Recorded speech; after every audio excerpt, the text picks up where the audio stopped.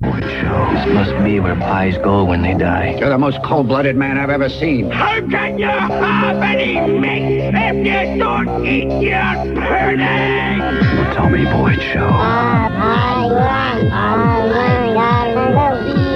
Back and to the left. Yeah. The show with more endurance than radiation itself. You say either, and I say either. Apparently official.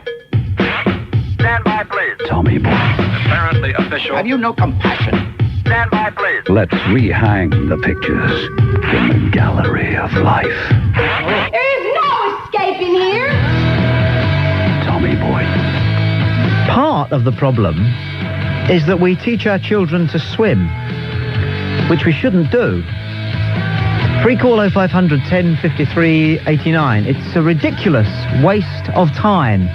The only reason that children put themselves in danger is because we've taught them to swim. And we know that whenever they're going off to the swimming hole or the pool or into the sea, we're petrified, not because we've seen the movie Jaws, but because we know that things happen. If we didn't teach them to swim, if swimming was something that nobody did, okay, then they wouldn't take what is a risk, and we wouldn't have to worry. Free call 0500 10 53 89. If you live inland, you have your child taught to swim, you teach your child to swim. Why? Because there's a swimming pool in the town. If there wasn't a swimming pool in the town, if we paved them all over and played five-a-side football on them, or held rock concerts, or turned them into a library or a hospital or a school, okay, then children couldn't learn to swim, but wouldn't need to learn to swim because there wouldn't be anywhere for them to go to swim. Free call 0500 10 53 89. And now that there are computers and there's 10-pin bowling and parks and useful, risk-free activities for children, why on earth do we want to build an enormous, great concrete-lined hole and fill it full of chemical-doctored water kept at just the right temperature for all sorts of bacteria to flourish just at the surface, which is where you breathe when you're swimming? Why on earth, why in God's name do we do that? We don't enjoy swimming. But some of us, if we're old, when we were young, we went swimming because there was nothing else to do. But it's expensive. Running around in a park is completely free. Cycling your bike around a patch of wasteland is completely free. And you cannot drown on a bicycle. You can't drown when you're playing football. You can't get a verruca when you're 10-pin bowling. Not even if you're not sure who's had the shoes before you, because you've got a sock on. No, think it through. Part of the problem is that we teach our children to swim. So off they go with their clammy towel to the swimming pool and come back with a verruca, with chlorine in their eyes and in their ears and in their lungs. I've got a stomach ulcer from the chlorine of a swimming pool. I developed a peptic ulcer in my duodenum because I worked in a swimming pool for 2 years and inhaled the chlorine gas. Now, I don't know if it's chlorine they use nowadays in pools, but it still doesn't smell good to me, frankly. Not as good as the fresh air. You don't get fresh air pools anymore. Families go, oh no, it'll be freezing there. You get the occasional eccentric geriatric person with one of those hats, steadfastly doing the breaststroke on their own up and down the ice blue water of the few outdoor pools that there are in this country.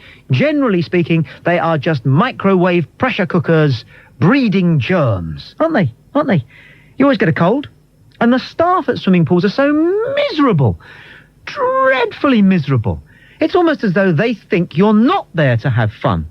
So if you're not there to have fun when you go swimming, what on earth do you go swimming for apart from to get germs and hand over several pounds? Free call 0500 10 53 89. Swimming in the sea is no better. The sea, we're led to believe, is polluted. I mean, who hasn't been out swimming when something floated past and you weren't sure if it was a hot dog?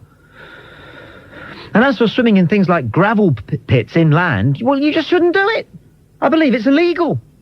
And if you couldn't swim, you wouldn't think of doing it, would you? And how many times do people fall in the water and have to swim in order not to die? It really doesn't happen, does it? You only take the risk of falling in the water if you think you can swim. There are people who can't swim, and they're still here. I'm told that if you fall overboard in the middle of the Atlantic, it's better not to be able to swim. It's much better to go like that quickly than bob in the water for 18 hours until your strength gives up. and you slip away because you've had all that time to think about it. Free call 0500 10 53 89. It's not natural to swim. Elephants can swim. Dogs can swim. Cats can swim. Everything can swim. They swim naturally. We don't. Chuck a 10-year-old into a pool and you'll have to pull them out. Now, God or Mother Nature is telling us something there. We came out of the water 200 million years ago. That was a struggle. We don't want to go back. You see my point? In any case, swimming is boring. You swim up, you swim back. You splash a bit, you do a bomb and get told off. You look at the diving board, but you think, nah. And 45 minutes drags by with that rubber band around your ankle. It's dangerous, isn't it? Everything is dangerous. The concrete edges are dangerous. The water's dangerous. The changing rooms are dangerous. You don't know how to get your feet into your trousers wet without getting them more wet because then, and you don't like to put your towel on the floor because of verrucas. It's a nightmare. Pull them down. Build a nightclub. Part of the problem is that we teach our children to swim. Free call 0500 10 53 89. Hey, you know, yachting is really boring to watch. Well, not if none of them could swim. I'm Tommy Boyd. This is Talk Radio. Sorry. There's a good argument for listening. Tommy Boyd. Sucks less.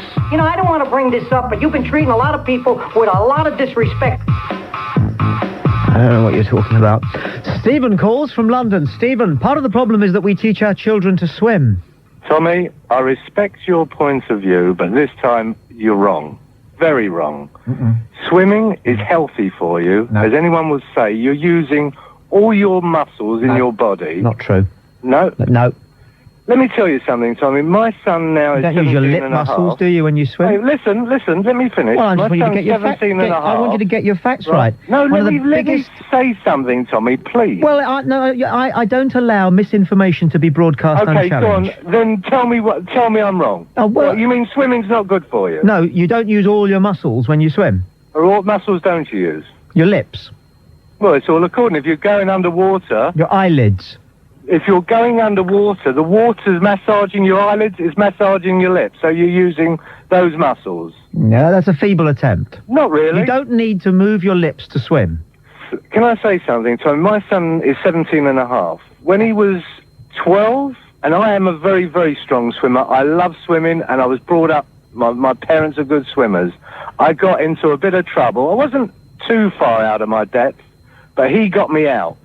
And if it hadn't been through his knowledge of swimming, I wouldn't be here today. I think you've inhaled too much chlorine, pal. No, that was in the sea. Yeah, well, I still think you've inhaled too much chlorine, or maybe got too much water in your lungs. Tommy, don't be silly. You know, you're arguing, you're going up the wrong tree. What are you saying? What were you doing in the water? Swimming. What do you think I was doing in the water? Oh, right. So this practice, which is so wonderful, nearly killed you. Now, the only reason you nearly died is because somebody taught you to swim. No, not really. Look, you wouldn't have been in that water if somebody hadn't taught you to swim. We have baths. We're used to getting into a bath. We're used to having a shower. I'm not talking about a bath. We go swimming. It's good exercise for you. Look, shut up and let's go through your argument bit by bit. Don't say shut up, Tommy. All right, then let's have a proper argument, shall we then? Go on. Listen to this carefully. I'm listening. If somebody hadn't taught you to swim, you would not nearly have died.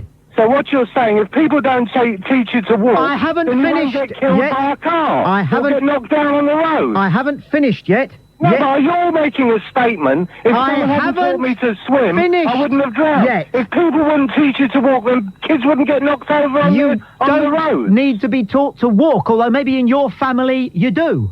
No, not at all. Everyone needs to walk. Yes, but you don't need to be taught to walk.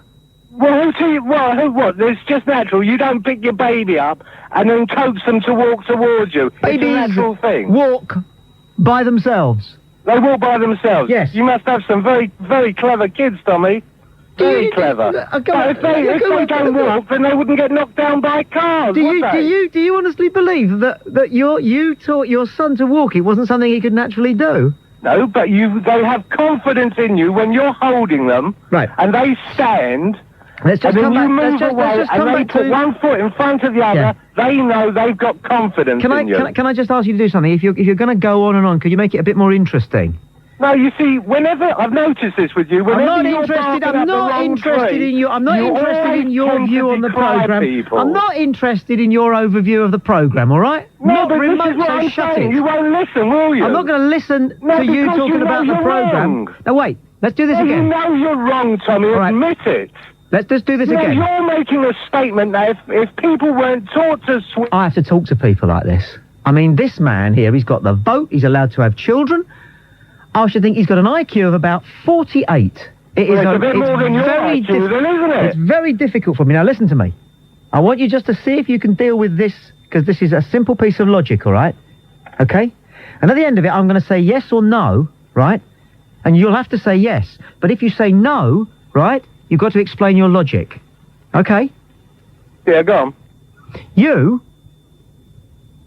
would not have nearly died swimming if somebody hadn't taught you to swim.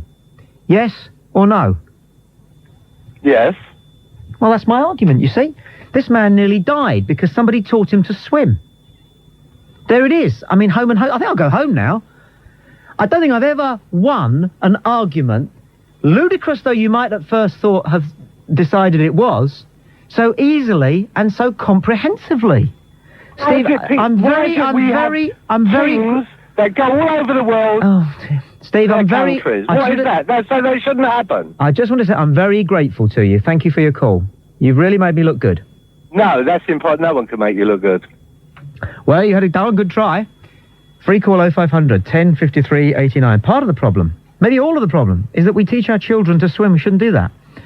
Phil calls from the Isle of Wight. Phil, you're on Talk Radio. All right, Tommy. Phil. Damn right we shouldn't teach our children to swim. I gave up swimming about 1.5, 2 years ago now, because I went swimming in the daytime and all these old people went. And I'm not joking, the things that were floating on top of that pool, it was like porridge. Yes. It was an absolute nightmare. Scum. It's subhuman scum. It's a dreadful place to go. And I remember also when I was taught to, you know, when you're about 10 or 11, and your primary school starts taking you to the swimming baths. Yeah. And there's this teacher called Mr. Alexander. Yeah. And I was terrified of swimming, and he used to go to the deep end. He used to throw this big black brick to the bottom and say, "There you go and get it." Yeah. It's like, what's the point of that? Yeah, and you have to get a certificate by taking off your pajamas. Exactly, yeah. They put you in pajamas and you jump in. That's right. And you're 9 and you want to say to the adult, why? Exactly. Why?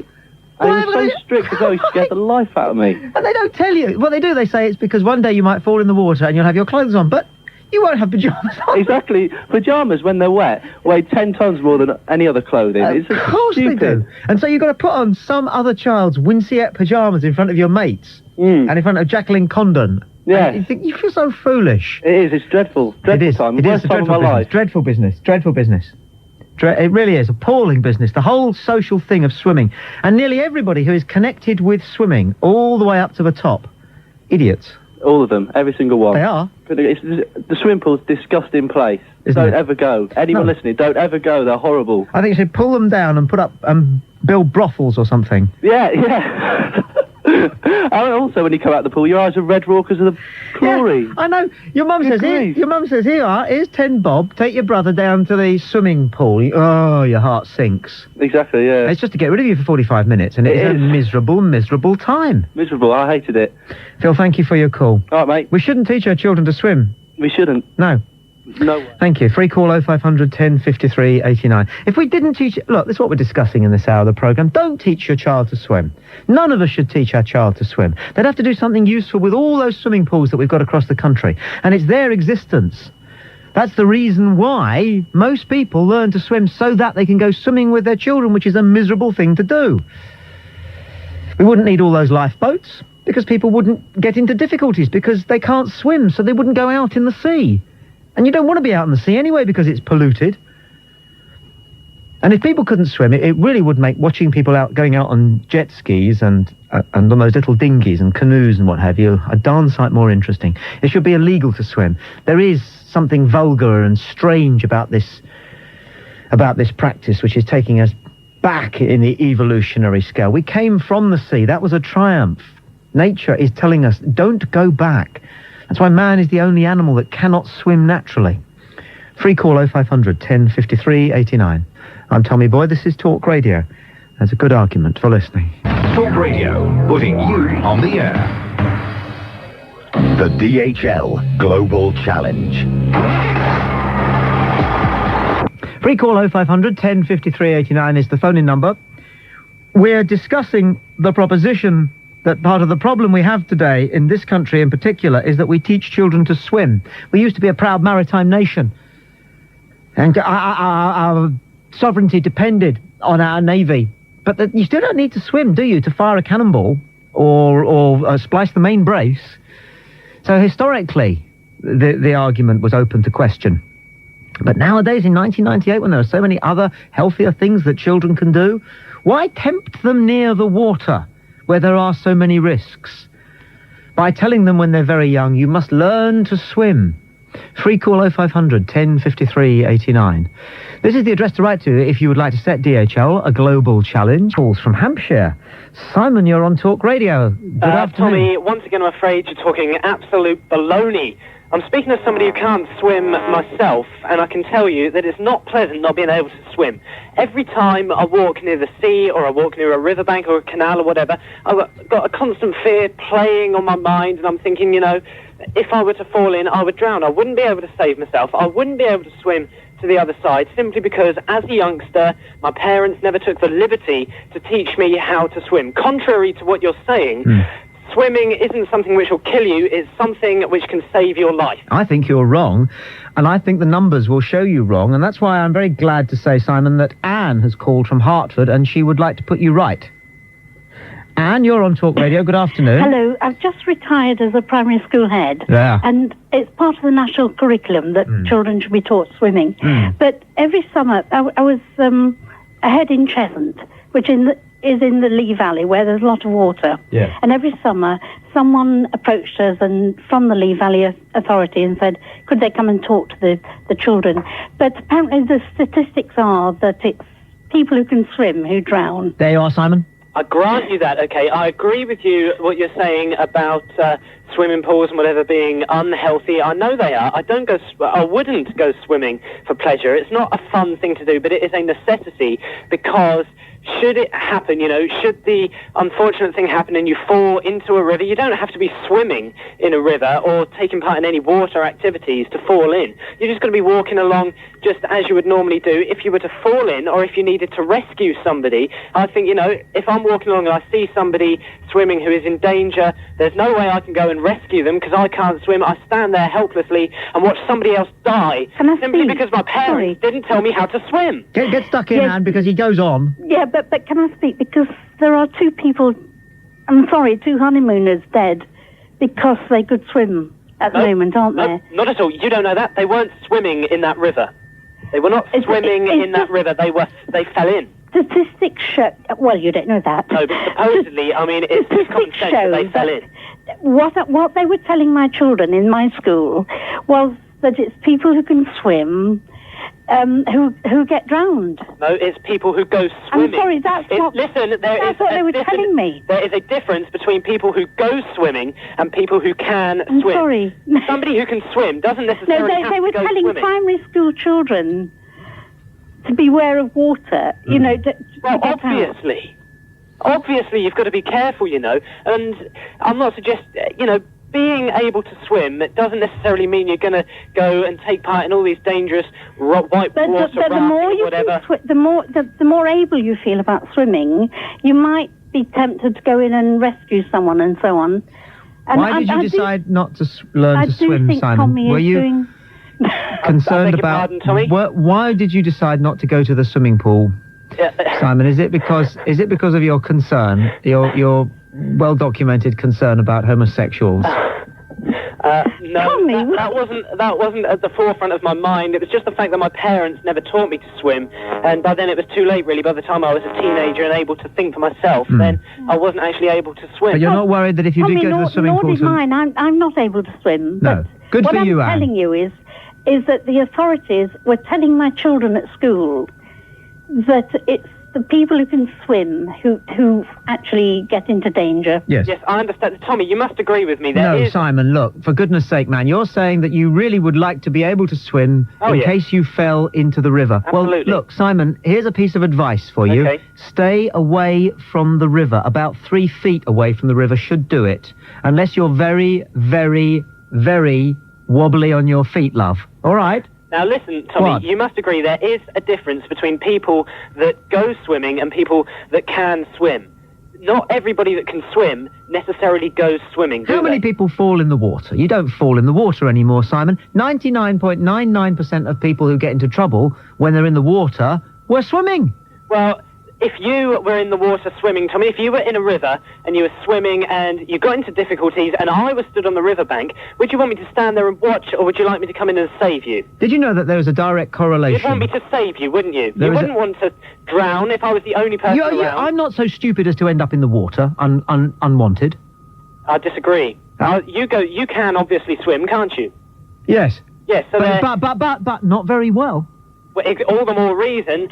Not very well. Listen, Tommy, if you were in the water, because no doubt you have been in the past, because like you say, you used to work in the swimming pool. If you were there in the water and I was the only person standing on the side and I was standing there watching you drown, you'd want me to be able to swim. You'd think, oh, God. But I don't think that we should have built 50,000 huge swimming pools in this country, and I don't think that we should make it part of our school's programme, and I don't think that we should make it something that all parents feel they must do, just because of the odd occasion, Simon, when people lark about near the water, young people larking about near the water. If they couldn't swim, they'd probably lark about in the park, somewhere where they're not likely to do themselves in. You see what I mean? We're tempting fate, we're tempting providence by teaching children to swim. The fact is that this world is covered 72% by water. You can't get away from it.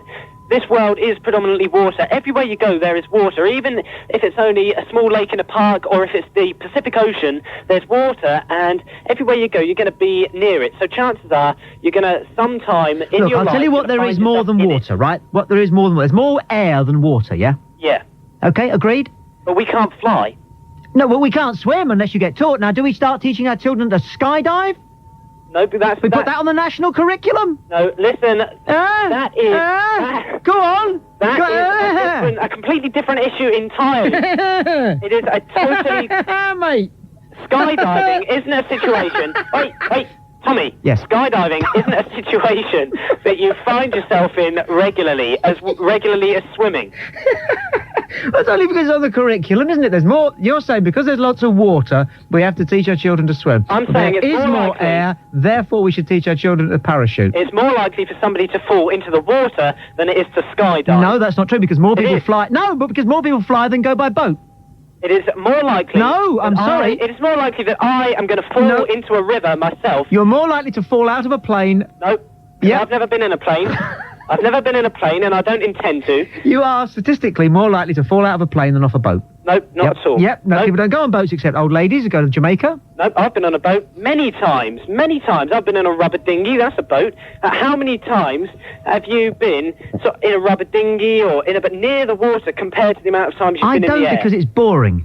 No. It's I think water practices are all of them boring. Yeah, and they're all for nerds. And my point is this. I honestly believe that there's a correlation between the inability to swim naturally and well and fundamental intelligence. I do. I think that people who are good, strong, natural, graceful swimmers usually turn out to be a bit dumb. No, I do. You think about the boys at school who were good in the water. They were usually D-stream, weren't they? Yeah? I agree with you to an extent, Tommy. I do agree with you to an extent. Those two boys who went to Oxford at your school, they didn't swim much, did they? Nobody from my school went to Oxford, believe me. Well, you know what I'm saying here.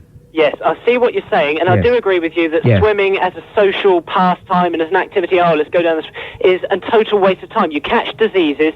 You're right, you're more likely to catch diseases in a swimming pool than you are in a brothel.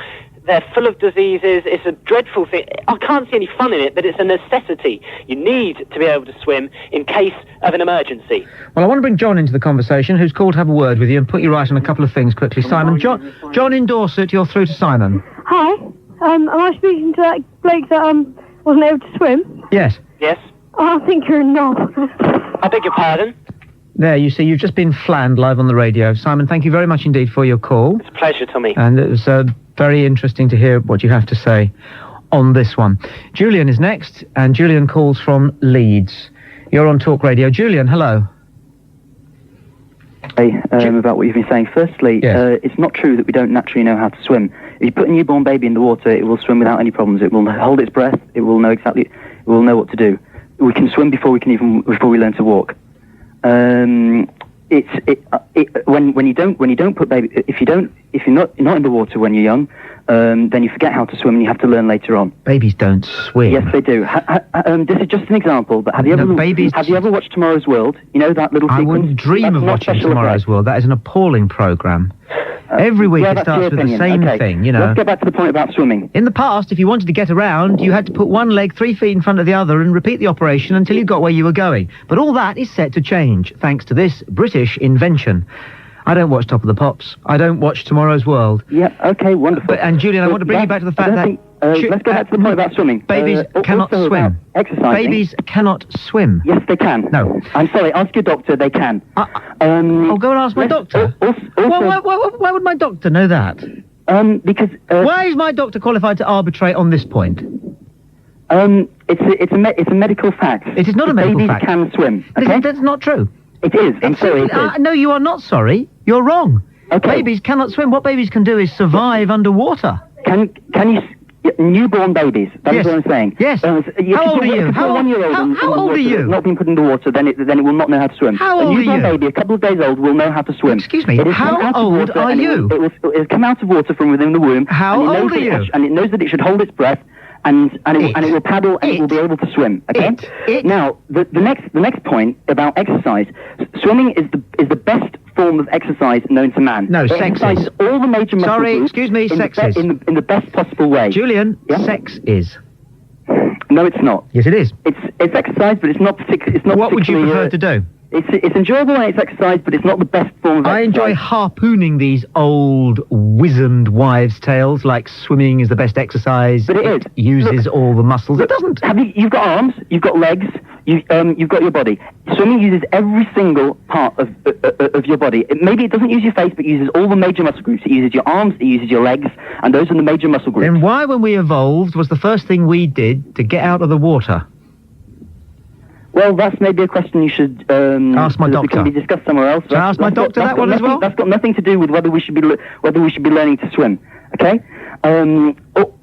Swimming is a very good form of exercise. I also think it's best to teach children how to swim just for safety's sake. You're saying that people never ever fall in the water. That's not true. I think it's better to be safe than sorry to teach people how to swim. Have you ever been on a ship? Have you ever flown over water? If you do that, then you're going to want to know how to swim if there's an accident and you end up in the water. Okay. My favourite kind of water, Julian, reminds me of you. Okay. Shallow. What's a shallow? What indeed? Free call 0500 1053 89. Jan calls from Bridgewater. Jan, you're on Talk Radio. Good afternoon. Hi, Tommy. Jan. I've just got one question for you, really. Yes? What would happen if you fell off your jet ski and you couldn't swim? Go away. Robin calls from Glasgow. You're on Talk Radio. Robin. Hi, mate. How you doing? All right. I'm going to suggest a compromise. Okay. Right. Swimming itself is rubbish. Yes. But if you can't swim, then you can't jump off high things, which is good fun. Jumping off piers, jumping off cliffs, jumping off dales into water. That is good fun. So my compromise is we get all the swimming pools and we completely redesign them and we make them just for jumping off high things and into the water. Yeah. And then a point that you made a couple of months ago about bouncers, we get bouncers on the door and we don't let fat, smelly and old people in. Robin. What do you think, mate? I think the future belongs to you. Cheers, mucker. Hey, Simon calls from West Yorkshire. Simon, you're on Talk Radio. Hello. Hello. A couple of things. Firstly, swimming knocked my confidence. Yes. Because I was taught to swim before I went to the middle school, where I then had to go to swimming lessons. And the swimming teacher thought that I couldn't swim well enough. And then she put me into the class with, for want of a better word, the remedials. Oh. I had armbands on. Yeah. I had to carry a float in front of me and be shouted at from the side of the pool. Yeah. the swimming knocked my confidence. They do that. The other thing, I live very near a canal where the local parish council has been trying to get life belts on the side of the canal, and the powers that be that own the stretch of canal say they do not do that because it encourages people to go into the water because they think it's safe. Yeah. Drain the canal, as I say. What good is a canal? No use whatsoever. It's just a danger. It's just a blooming danger. No use whatsoever. Simon, it's been a delight talking to you. Thank you for your Tommy. support on this one. Free call 0500 1053 89. As we move into the transport section of the programme, I have this question for you. Have you got a company car? You lucky dog. Talk Radio, putting you on the air. Tommy Boyds Street Beat Symphony with DHL Worldwide Express. Have you got a company car? You lucky dog. Do you know somebody who drives a company car? Aren't they a lucky dog? Cheap motoring. That's what it's all about. That's what we all want, and that's what they've got. Insurance, they say? Whoa, what's that then? Every time they pull up onto the forecourt, it's a case of, fill her up, mate. Of course it is. Because that's somebody else's credit card and somebody else's car, a company car. Have you got a company car? Oh, you lucky dog. And we know what you say to each other. It's great having a company car because you can throw it around. Yeah. Free call 0500 1053 89. And tomorrow or Sunday, if you feel like it, you can just buzz over to Skegness for a quick paddle. Fantastic. 180 miles there and back. That doesn't matter. Because it's not your car. And you've got no worries about its sell-on price. Depreciation? What's that? You've got a company car. You lucky dog. There must be a downside to owning a company car. And it is... over to you. DHL Worldwide Express.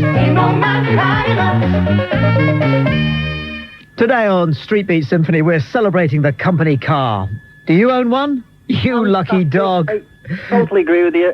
Fantastic. This is Dale in Glossop. Aren't they great? They are just the best. How long have you had yours? Oh, 1 year and 1 month. Is it your first? It is no, it's not the first, but it is by far the best. It's the newest and nicest. Oh, and you get to trade it in for another one. When? 70,000 miles or 3 years. Oh, hey! Hey. So your car always smells new? Of course it does. Isn't that great? And I can pick the make and model. Oh. It's just bliss. And you've always got the latest registration plate. Perfect for swanking, yeah. Do you tell your neighbours, or do you let them think that you're even richer than you must be? Well, what I do is I park it at the very end of my drive so that it juts out. Oh, hey! And do you throw it around because, well... Totally, yeah. It's not yours. I've got a couple of things here about a company car, a little thing that was circulated around the office. Yes. And it tells you how to recognise a company car. Yes. For example, it says they only burn petrol with the highest free gift voucher rate. Yep. The floor is shaped just like an ashtray. Yep. They can take ramps at twice the speed of private cars. Oh, sleeping policemen. They don't matter. Yeah. They accelerate at a phenomenal rate. Yeah. And they enjoy a much shorter braking distance. Yeah. And they are specially adapted to allow reverse gear to be engaged whilst the car is still moving forward. I bet when you watch Beverly Hills Cop, that car chase bit, I bet you go... Pff. Absolutely. What's that? Yeah. Dale, thank you for your call. Have you got a company car? You lucky dog. We're so envious. Stuart calls from Manchester. Stuart, you're on Talk Radio. Hi, Tommy. Air conditioning, full leather trim, alloy wheels, full electrics pack including sunroof, spacious Honda Accord. Enough! Tommy, all it costs me, because I do more than 18,000 miles a year, is a paltry bit of tax. And the worst thing is, Tommy, some days I just can't even be bothered washing it, and you can see the envy in the neighbour's eyes. So there isn't, well, there's a tiny downside somewhere, but we don't need to talk about that. Tommy, the tax is nothing. You can't afford these cars normally, but Tommy, it's free and it's lovely. Yeah. And I love rubbing people's noses in it, because I don't even tell them it's a company car. No. They go, oh, you're doing well, and I go, yes, fine, thanks. And you pull up at the lights and there's some bloke who's got his own car there, falling to bits. Costing him, well, if he's got a nice car, it's costing him a fortune, and if it's a horrible car, tough luck, get a job where you get one. This is Stuart, and he is home and hosed. He has arrived. Hey, Stuart. Yes. You lucky dog. Thank you, Tommy. I know I am. Martin calls from County Down. You're on Talk Radio. Martin, good afternoon. Tommy, Martin. company cars, nightmare. A nightmare? Yes. A nightmare? The other callers you had on there talking about how great they were, and that one about tax. Yeah. Wind his neck in. What? I pay £400 a month tax for having a company car. Well, you obviously get paid a lot. It doesn't matter. Otherwise, you couldn't afford it, could you? I'm giving the government back their money. But the government wouldn't charge you that much tax if you couldn't afford it. Yeah, but why should I pay? I need a car for my job. Yeah, and you've got a fantastic company car, and you can throw it around. No, I can't. If I get a dent in this thing, yeah, I'm in trouble. Yeah, but you can still come off go round a roundabout in third gear. You don't care. No. Grind the gears. You can grind the gears. God, no. Yes. You have to treat a company car with respect. I'm in a cleaning company, and if I drove this car and thrashed it into the ground, and the boss seen it, it would be history, and I would be history. But the rest of us, whenever we're out in our car, we're always thinking, oh, well, I don't want to get, I don't want to risk that on it, because then when I come to sell it, they'll say, ooh. So, we're always looking out for rust spots. No, you're not. Yes, I am. It doesn't make a blind bit of difference to you. My car gets washed and waxed once a week. And the inside of it gets hoovered once a week. You know what I think? Because I'm paying £400 a month. You don't know when you're well off. You what don't do you mean know. Well off? Do you have any idea what a nightmare it is to own your own car? Nightmare. Yes, I have my own car. Nightmare. My wife has a car. You got 2 cars? Yeah. All thanks to the company. My wife has a car. Yeah. And I have to keep her car in good nick too. So because I treat her car with respect, I treat my company car. Who's got the better car then, you or your wife? I have. There you are, you see. I've got a Honda and she's got a Peugeot. You couldn't afford that, you see, if it wasn't for your company providing it, could you? I could afford a better car than a Peugeot. Oh, you're a company car. Oh, you're a sour man, Martin. What do you sell? Lemons? No, I sell toilet roll. Toilet rolls he sells. The man. No wonder he's down in the... Bernard calls from North Yorkshire. It's Street Beat Symphony with DHL Worldwide Express. Have you got a company car, Bernard? You lucky dog. I don't. I wish I had. There. Do you know, the beauty is not just the car itself and having a high-spec model, but the beauty is sitting at your desk and a man walks in and says, "Excuse me, sir, it's time for you to change your car." Yes. And he puts the brochures on the desk and says, "Which would you like?" And he says, "I'll have that one." Oh. "And what colour would you like?" "I'll take that colour, but please make sure it's got this colour trim." He goes away, and a few weeks later he comes back and says, "Your car is being delivered tomorrow, sir. Can I have the keys for the old one?" Oh. "Here are the keys for the new." And you go down and you drive away. And you haven't had to worry about depreciation or trading in. You don't worry about who's going to clean it, because in the morning you've driven through a cow patch and you take it to the garage and say, "Do me a favour, old boy, clean that for me, would you?"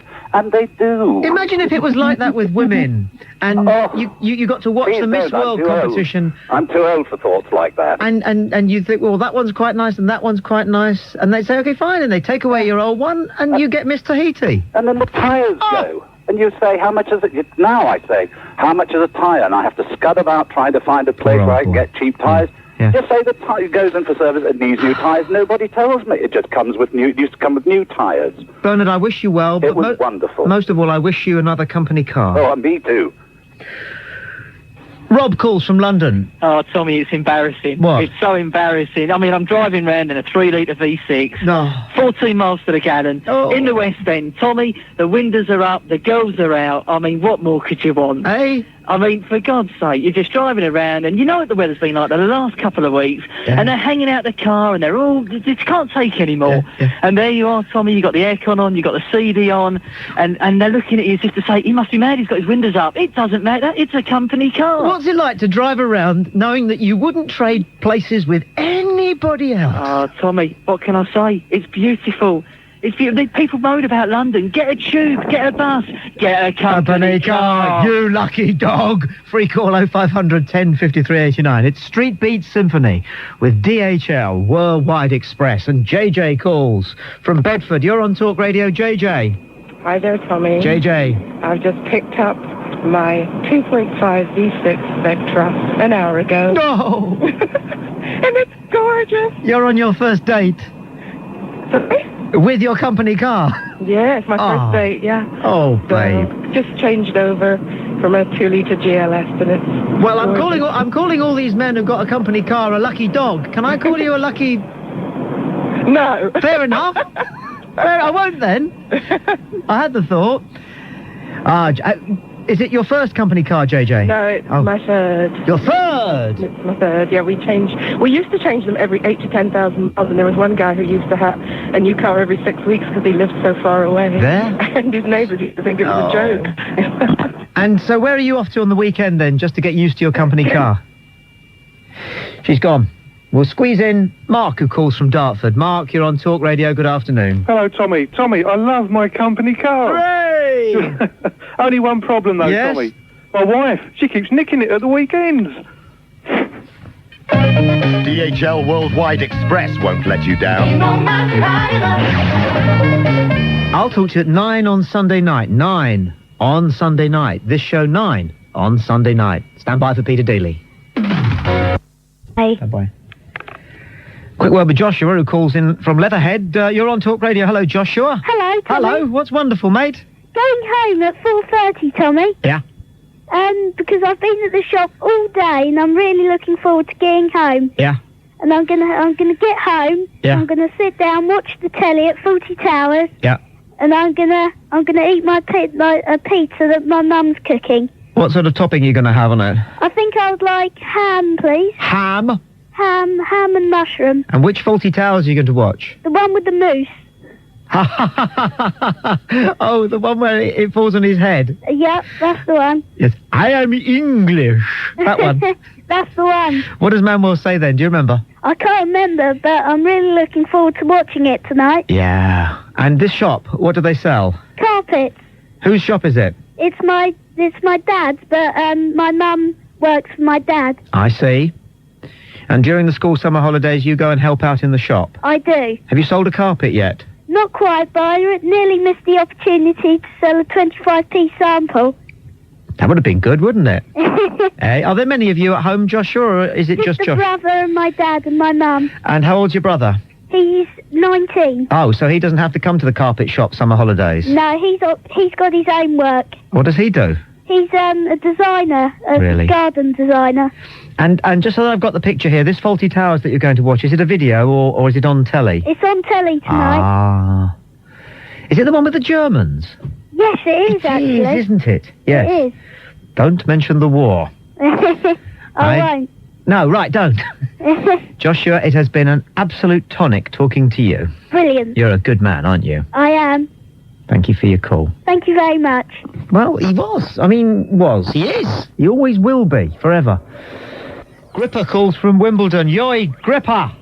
Yo, Tom, how are you? I've never been better. How are you, my old cocker? Yeah, not bad. Bearing up under the strain of life, mate. That's all you can do? Well, indeed. What's wonderful, you and your show, Tom. Every day I tune in and, when you're on, and you always have a different perspective on life. And I love the way you just cut people off that cuss you off all the time. and your attitude towards the young kids, the way you're so, you're really human with them, and you really give them time. We've got to look after them. It really is. Have we? Well, if you've been round the block a few times, there's no excuse for not knowing which way's up. That's true enough. If it's your first trip, then you do need a map. That's true enough. What do you do, Gripper? What's your dodge? I'm a driver for printers based in Wimbledon. Understood. Can I give them a plug? Yeah. Scott Burney Colour Print. They're the best. If anyone knows us. Hey, you get Gripper if you get them. That's it, indeed. You get me delivering your goods. Thanks for your call, mate, and your compliments, and same back to you. No worries. Good lad. See you later, mate. Yeah. Bye. We'll move on. That's the wonderful hour for another week. Don't forget to subscribe and like. Comment too if you wish. Even slap your legs and make a purchase from Ann Summers. But don't do nothing.